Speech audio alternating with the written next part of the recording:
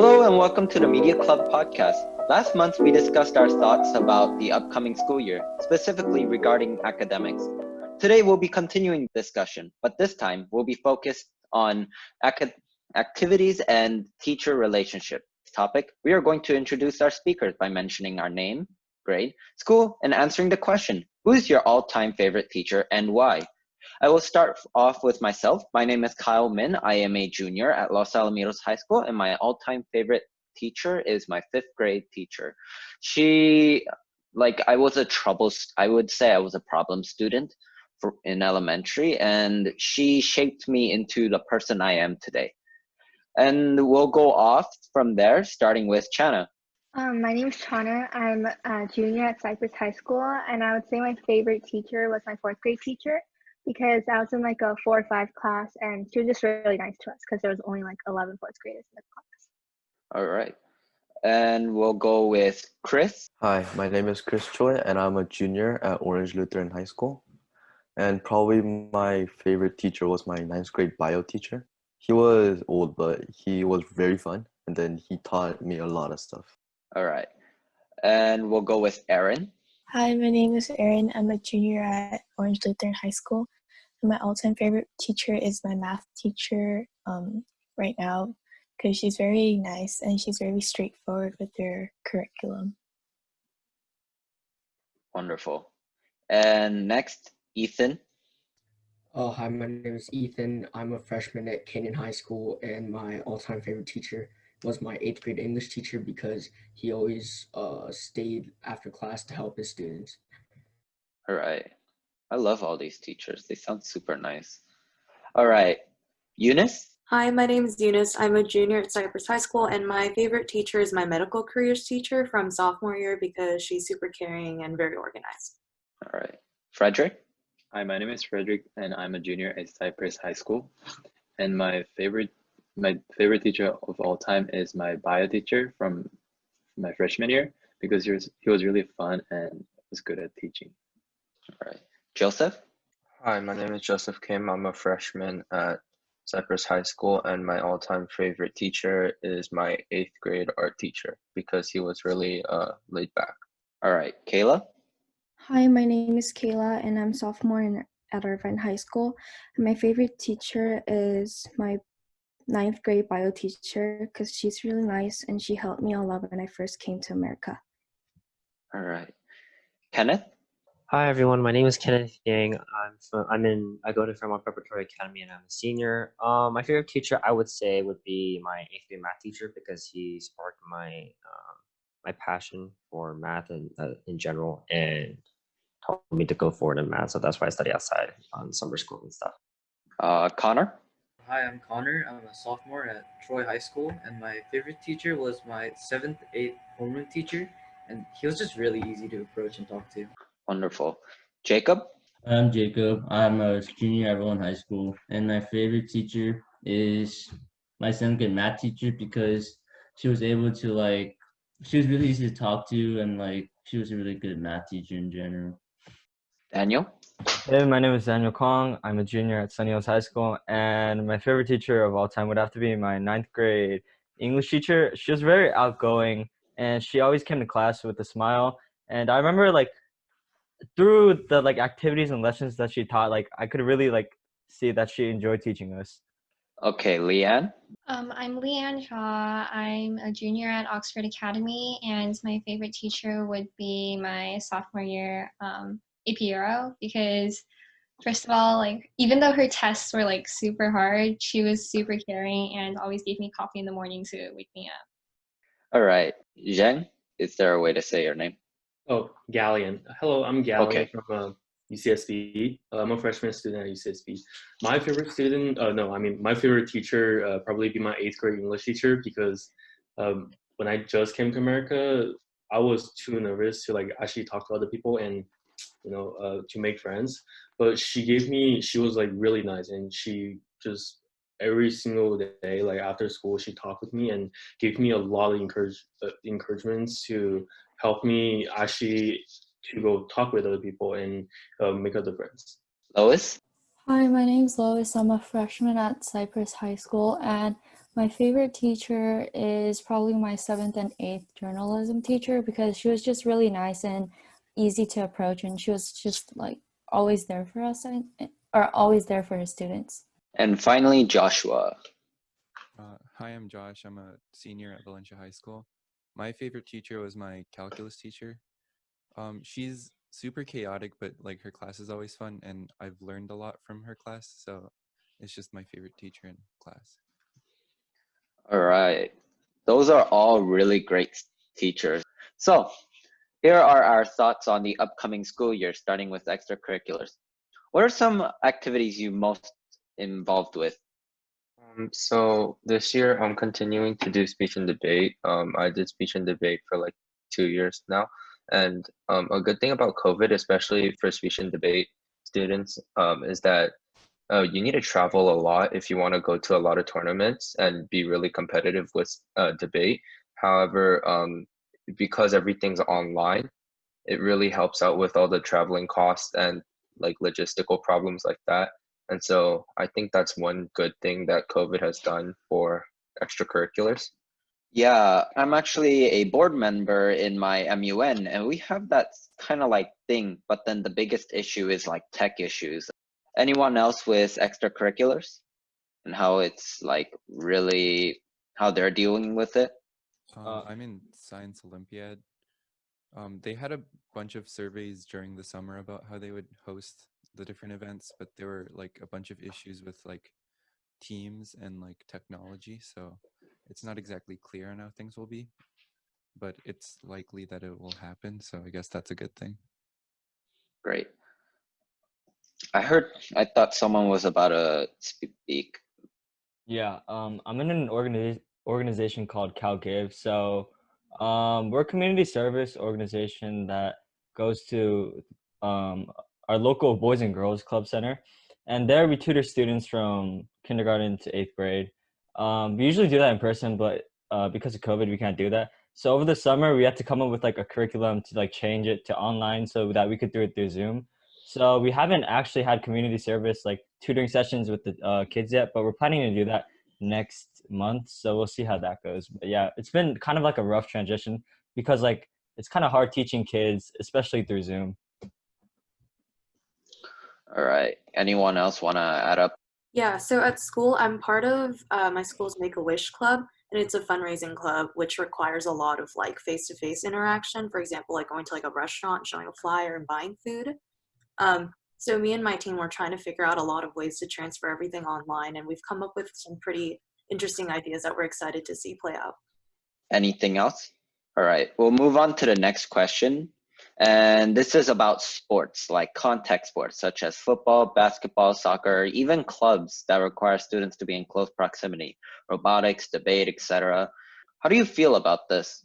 For me, at school, I'm involved in dance, and our school has been planning like rules in coming together and like dancing outside with like a 8 feet social distancing, and it's kind of difficult because since dance is such like a hard sport and like we run like with our masks on, it's very hard for us to like dance together and like come together in one spot.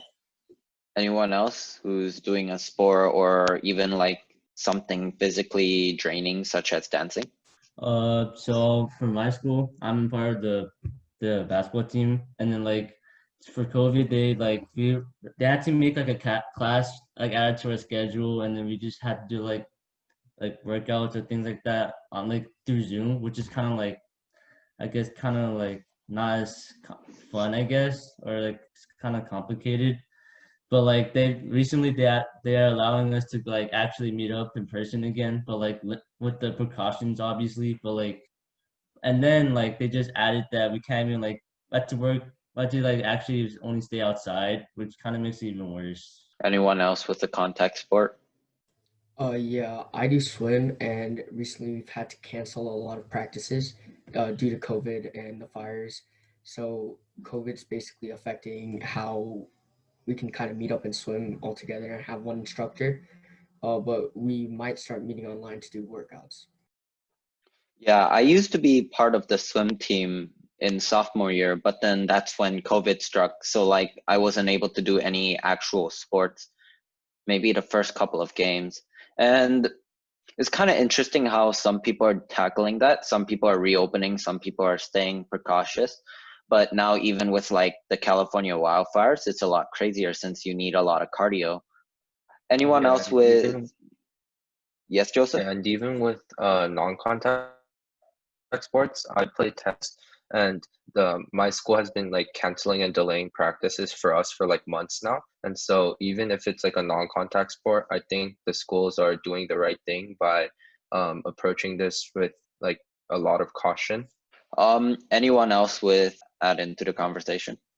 Okay, so I'm a part of the soccer team, but I don't think it's possible to continue like sports like football, basketball, or soccer, or even clubs that require students to be in close proximity, because even with the precautions, like there is a high risk of transmitting COVID-19. So I don't think it's like good to continue the sports.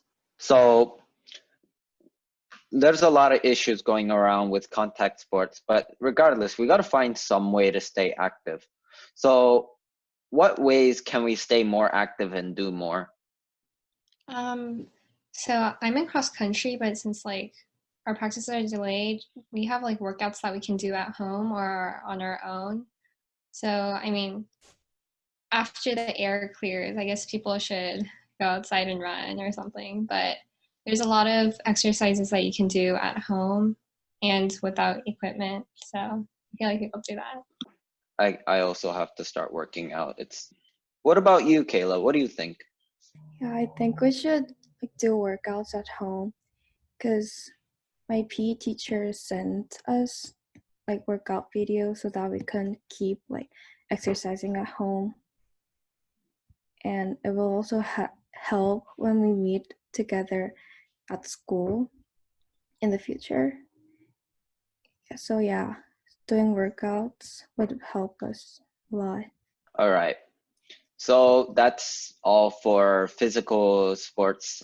One of the bigger issues along with that is the academics. Are any of you involved in academic competitions like Science Olympiad, academic decathlon, etc., and how these things are being impacted by COVID?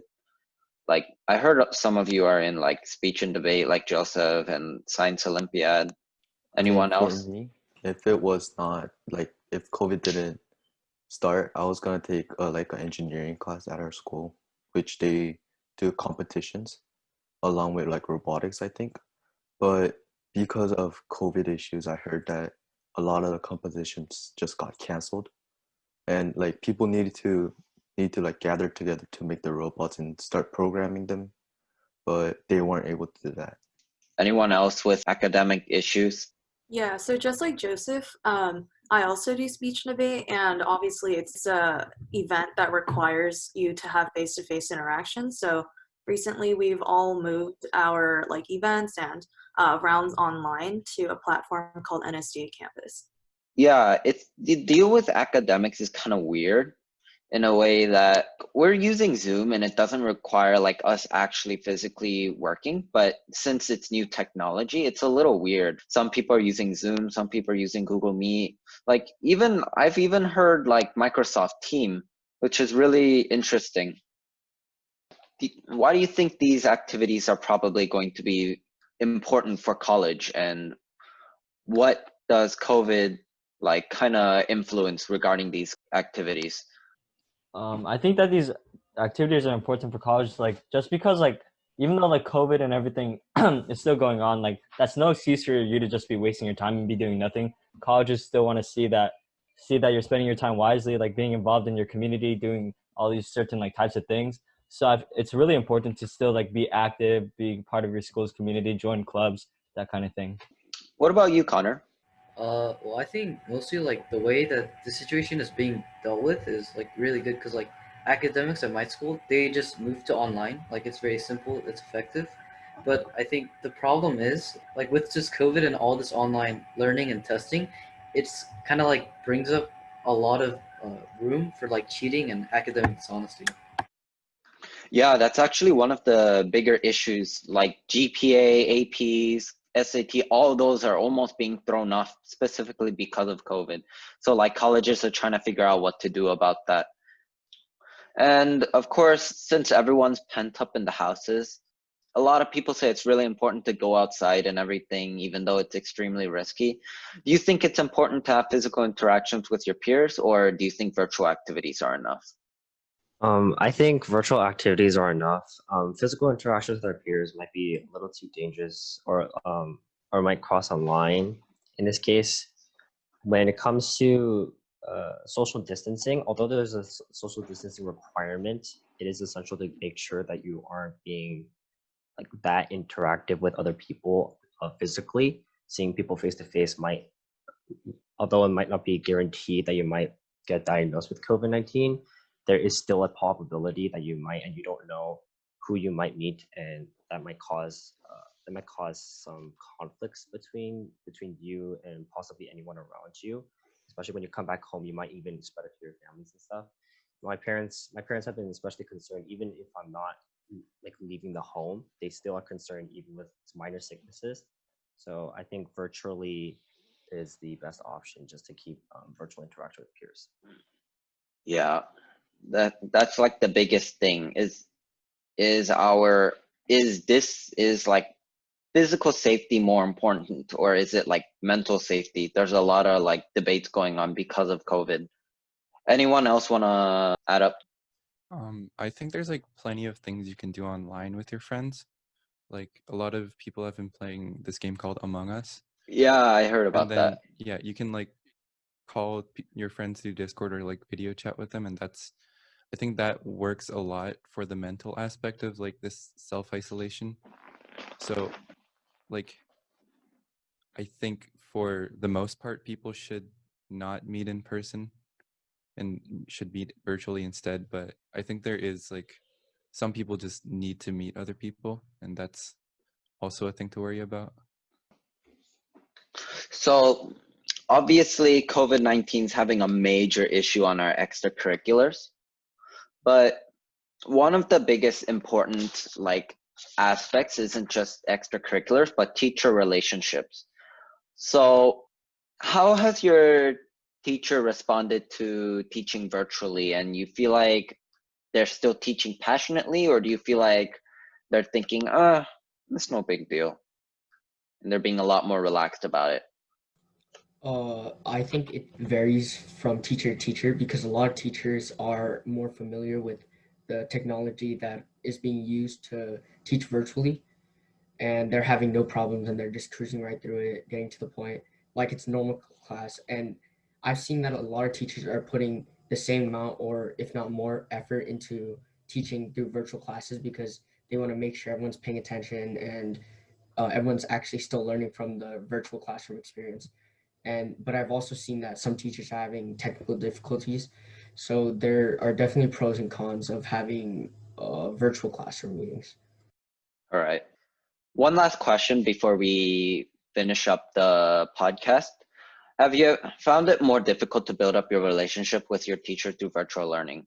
I think it is more difficult to build your relationship with your teacher through virtual learning because you can't really like face to face to your teacher, talking to them about the class, ask them questions because you can only do those things virtually. So I think learning how to send like a good email and how to your structure of the email is really important, and it will make uh, it easier to build your relationship with teacher. But anyway, in general, because of the pandemic, it is more difficult to build relationship with the teacher.